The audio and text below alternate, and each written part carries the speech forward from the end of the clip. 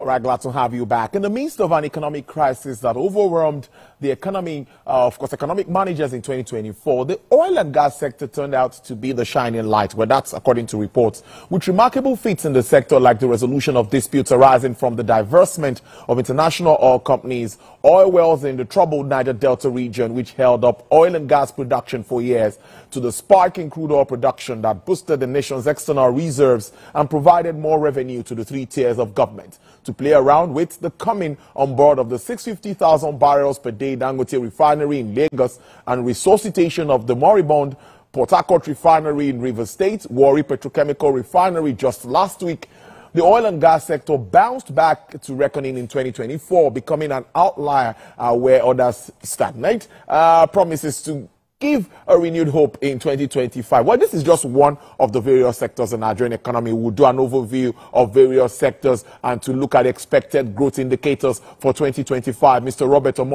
is the Chief Investment Officer for AfriInvest West Africa. Thank you so much. It's good to have you live here in the Atlantic studios. Good to see you. Thank you very much. It's a very beautiful studio, I must say. Thank you so much. It's good to hear that from you. Well, let's look at what we've seen. Of course, we were together in 2024, series of engagements, talking about economic issues and all of that. But in your understanding as an investment person, what would you say is your overview of what were your main take-home or take-out from 2024? And what are those pointers we should take note of as we move on in 2025? Okay, I think in 2024, most investors had to grapple with the changing dynamics, I would say, of the Nigerian, economy.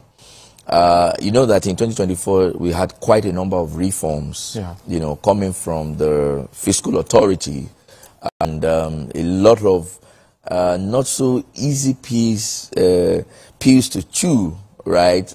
We saw all of those, policies coming in 2024.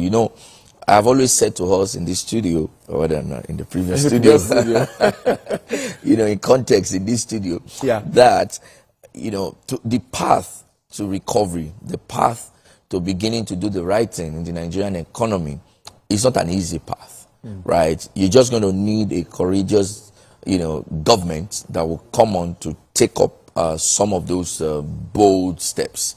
Now, that's not to say that all of the steps that the government took in 2024, were all correct. We've also dissected at some other times some of the, policies coming from the central bank that, will have needed a bit of, tweaks here and there. But I think by and large, the 2024 events again proved the resilience of the Nigerian economy. I mean, some of the things that we experienced from the economic front would have crumbled a lot of countries, but the country is still standing, still standing and standing, and we believe that, with some of the efforts that have been put in place, we begin to see, maybe the benefits of the pains that Nigerians are going through at this time. Because truth be told, the pains, are really hitting Nigerians hard, and everyone can feel it. But the good thing about, reforms is that they have long-term benefits, that, and I mean, it's like pruning. When you prune plants, if those plants could talk, they will tell you, they don't like it. But when you do them, they flourish more, they grow bigger and better. I want to believe that those are some of the things that some of these reforms will bring. Of course, where the policies are not apt, we will talk about them as you ask the questions, But I mean, overall, we should give some credit to government for even taking bold steps to do reforms in the country. Let's see the GDP figures that we saw the end of the year. I think many said at a point that it looked like there was a pickup from what we used to have. In your thoughts, what services sector did a lot well when you look at the performance in across industries? But what do you really make on your overview of these figures? And what's your projection for? We are still expecting GDP figures, I think, for the last quarter of the year. Absolutely. So, what do you think that will be? Yes. So I think that in terms of growth, remember I mentioned that again, 2024 proved the resilience of the economy. Really. Let me drill down a bit on that, if you will allow me. Go ahead, please. Most economies, when you have high level of inflation, yes, the things that get to suffer is growth. you know, as economists, what we measure when we measure the growth in an economy is the real output. The real output of economic activities. You know, the unfortunate thing is that we measure it in monetary terms. And so because we measure in monetary terms, most times we may lose sight of what the number is really doing.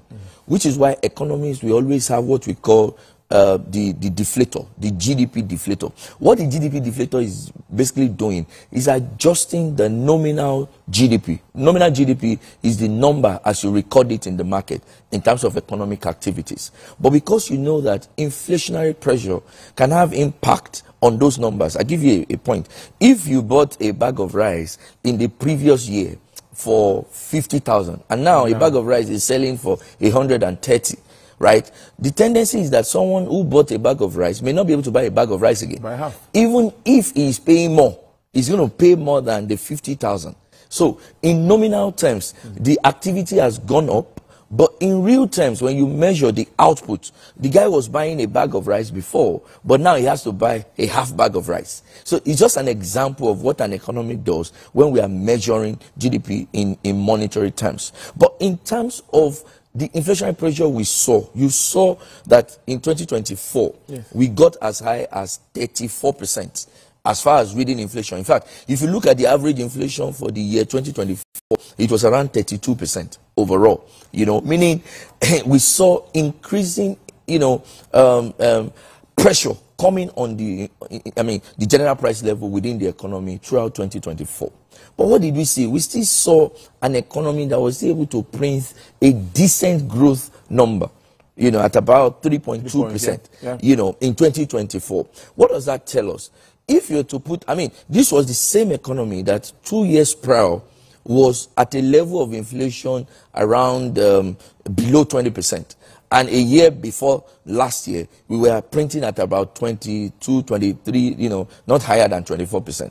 You know, the sad thing, though, is that since May 2022, when the central bank has been hiking interest rates, we have not seen the much desired impact on inflation, you know, in curbing inflation. Rather, what we have seen is that from that time till now, we have seen inflation creeping up to the level that we are at the moment. So that said, for you to now record the level of growth that we saw in 2024, it then means that, you know, there are potentials within the economy. And you did mention the services sector, again, bailing out, you know, the economy, despite, you know, the weaknesses we have seen in manufacturing, you know, the weaknesses we have seen even in oil production. Right, we saw some improvement towards the end of last year, but overall, you see that the economy can do better in terms of the production number, you know, that we churn out. What does that tell us? It means that this economy has potential for growth. Now, 3.2% is not the desirable level of growth for the economy. You know, in the periods leading to, should I say, prior 2014. We were seeing an economy that was consistently growing between 5 to 8%, you know, on an annual basis. And I dare say that given the much of opportunities that exist, if the financial sector can fully support the real economic activities within the system, we can grow double digit, 10%. You know, we're at that phase. Because if you look at the impact of inflation, even on the overall size of the economy, and coupled with exchange rate, you will see that the economy is a bit, you know, lower than where it used to be in dollar terms, right? When you measure it from an exchange rate point of view.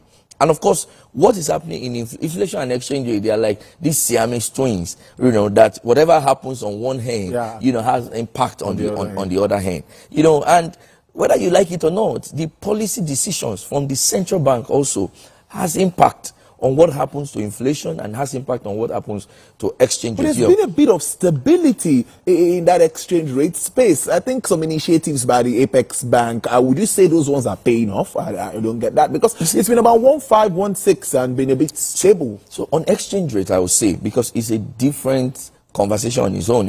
If we start that, we may not be able to finish. But I think the summary is that whatever the government does to stabilize the exchange rate, it's a welcome development.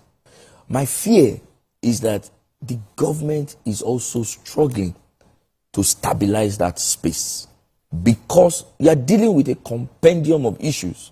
One is on the supply side. The bigger issue the government is dealing with is on the demand side. Demand for foreign currency. I mean, and if you dissect all of our uses of, the use cases for foreign exchange in Nigeria, the bits of them are the PTA, the BTA, those who are traveling, taking medicals and the rest of it. The bigger issue we are dealing with are majorly on speculative activities. A situation where most of the, citizens are losing faith in the currency, and they think that the only way they can protect themselves is to convert most of their flows into the greenback, such that whatever happens, they are protected. And I think that that's the major problem that we are facing. That's on the one hand. On the other hand is our exotic, preference for, our preference for exotic products, right? We want to import even the food that we eat. Today, when you check the constituents or the contributors to headline inflation today, food is a major part of it. And part of food, even though we grow most of the food we eat, we still have imported food items into the country that also account for a proportion of what constitutes the consumer price index. And that's, CPI and the imported products coming into the country also has their impact on the headline inflation overall. So how do you begin to discuss with Nigerians? You have some rice grown in Nigeria today, but some Nigerians will tell you the quality is not, it's not the species of rice they like to eat, right? Now, does that mean that the species of rice that they like to eat cannot be grown in Nigeria? I dare say no, because we can grow them in this country. Wheat is also produced in this country, and people tell you the kind of wheat is not what they want for bread. Yes, because wheat is a special kind of commodity, I would say. If you ask the flour millers, there is a species of soft red winter wheat or hard winter wheat that they use for production of bread. Because if you don't use that quality, in fact, they will tell you that the consumers will recognize it. Because if they dare try to use a different species, their taste will change, and their consumers will go to the competitors. So everybody is fighting for the market, and in doing that, you have to ensure that at least you hold tight to your market. But that has consequence on our exchange rates. Do you understand? And that's just one commodity.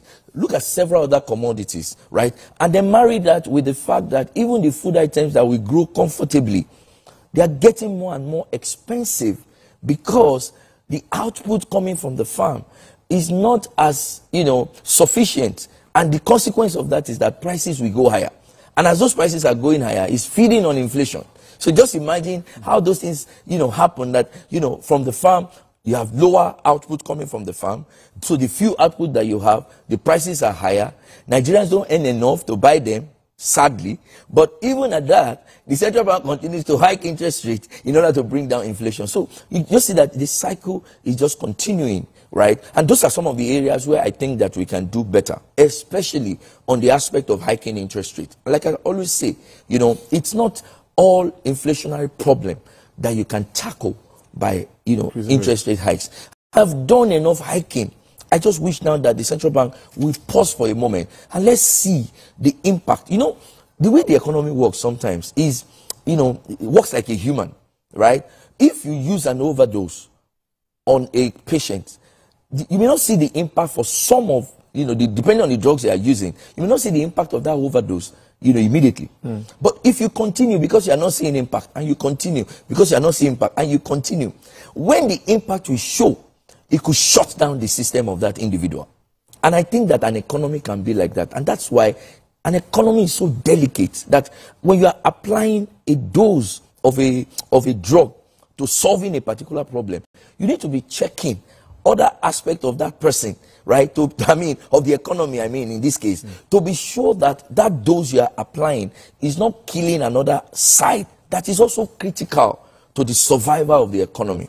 And I think that's the balance that I must tell you, it's not an easy job to do. It's not an easy job to do, but we must find a way to strike that balance. It's not an easy job, and some people will say, "Oh, it's not an easy job," but you applied. Since you applied, do it and fix the problem. I think it's right that you started identifying some of this, providing some solutions and suggestions to the central bank. But looking forward, 2025, what are those key things you think we should look out for around the business community and the business world? Yeah, I think that everything is hinged on exchange rate. It is. Yes. But, you know, the exchange rate is also a function of, you know, the imbalances within the overall economy.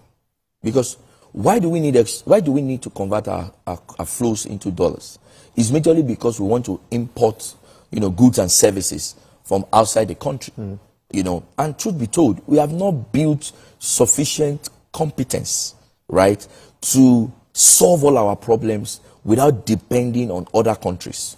And because we need to still depend on other countries, we will always be in need of foreign currency flows. You know, I'm sorry to use this example, but look at a beautiful studio that we are in now, and look around you. How many of these items do we produce in the country? You know, and would you say that a business that is involved in, you know, the media, that is also critical to democracy, should not set up because we want, you know, we want to be able to, you know, consume what we produce? So the truth is that technologically, for example, we haven't developed that competence, and that's just one sector of the economy. So the way to look at it is to start from the, you know, low-hanging fruits, the easy ones to do. Agriculture is something we pride ourselves in, that we have done for ages. You will expect that in our agricultural process, we are improving. But the problem we are now having now is that even the materials that we are getting from the farm, which is the basic raw materials that most developed countries, even that's the starting point of their, you know, productive process. For us, we are not even able to get those things out of the farm because of other issues like insecurity, you know, and what have you. So there are areas that individuals can solve, but there are many areas that the government needs to help with. And one of them is solving this security problem in the country. If we can put a rein on, you know, security issues and get farmers to comfortably go to the farm, the first thing that will happen is that, you know, to a very large extent, you know, at some point you even say, if the prices will stabilize, if they will not increase and they will just be stable, it's a good way to start. But dealing with volatility all the time, you know, talk to those who are in the food business. You know, you give a quotation this time, and some change as quickly as 6 hours. You give one in the morning, in the afternoon, the quotation has changed because prices are changing frequently. Then I must say that, you know, our behavioral pattern is also part of it. You know, some you know, individuals also take advantage of others. You know, because you think that prices are high, is an opportunity for you to charge as exorbitantly as you can charge, even if that is not reflective of the cost. You know, so what is going to happen to us is both, you know, is a total change that we are going to need to have. You know, some of it coming from the government and some others coming from individuals. But like I said, the low-hanging fruit will be start from even, you know, solving our security problems to ensure that the food, you know, basket, I mean, the food basket states can even easily produce and send to other areas. It will help in a way in moderating inflation. But in terms of solving the exchange rate problems, you know, the government is still doing the best that they can do. One of the things we advocated, which the government has done, is to liberalize the market to ensure that, you know, buyers and sellers can meet. You know, that is not total yet. And of course, you will notice that the central bank is also making another plan to bring in the BDC to, you know, to be able to participate, from the perspective of the banks. You know, so while all of those is going on, the little the government can do, the central bank can do, is to put a rein on speculative activities. And in doing that, you are able to manage the exchange rate, and then we begin to solve other problems. Mr. Robert Omotunde, I must thank you so much. Always an interesting conversation. Chief Investment Officer, Afri Invest West Africa. Let me get a handshake there. Thank you so much for coming in. It's good to have you in here. Well, it's time to talk trading now, and my colleague Effiong Gekop is standing by live from the NG.